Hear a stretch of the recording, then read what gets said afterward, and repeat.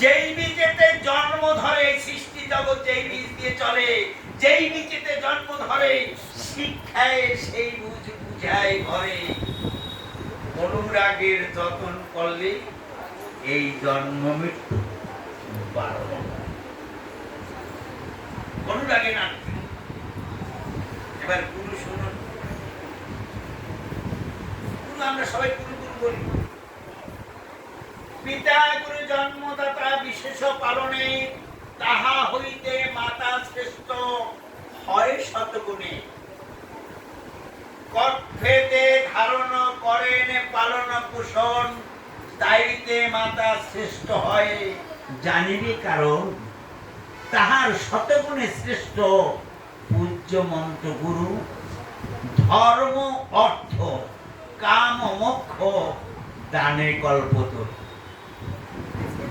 মন্ত্রগুরু যিনি হন, দীক্ষাগুরু তিনি হন।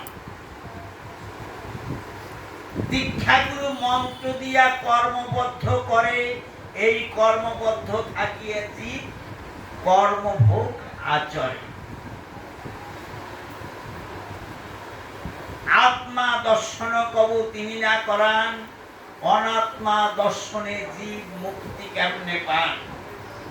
দেহের মধ্যে পঞ্চম কোষে আত্মা বদ্ধ থাকে, বদ্ধ আত্মা সাধন করলে কৃষ্ণ নিজে। বদ্ধ আত্মাকে সাধন করলে কৃষ্ণ। জ্ঞানী সৎ গুরু যিনি তিনি শ্রেষ্ঠ হয়, শিক্ষা গুরু বলি তারে নমঃ। গীতায় বলছে মুনিপাদনং পরিকৃষ্ণং সেবায়া উপদেক্ষান্তিং জ্ঞানী তত্ত্বস্তি।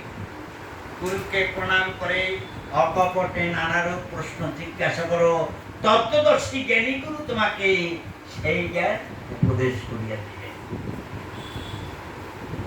জ্ঞানী সৎ গুরু যিনি তিনি শ্রেষ্ঠ হয়, শিক্ষা গুরু বলি তারে শুনো মহাশয়। বীজমূলং পঞ্চমূর্তি দেখায় যেজন, গুরুকে শ্রী গুরু বলি তাহারই কারণ। অকারেতে কৃষ্ণচন্দ্র, লকারে রাধিকা, ইকারেতে আল্লাহ যিনি না দিতে ছিবা। বিন্দুতে বৃন্দাবন এই দেহ হয়, তখন কৃষ্ণ এই দেহ মাঝে। এই বিন্দুকে ধারণ করে একটা পাত্রের ভিতরে বিসর্গ চন্দ্রবিন্দু দেওয়া আছে, চন্দ্রের উপরে বিন্দুটা স্থাপিত আছে। সেই বিন্দুকে ধারণ করতে পারলেই তুমি বৈষ্ণব হবে। মহাপ্রভু এই তত্ত্ব দেওয়ার জন্য শ্রীধাম নবদ্বীপে এসেছে, অবতীর্ণ হয়েছে। অবতার নয়,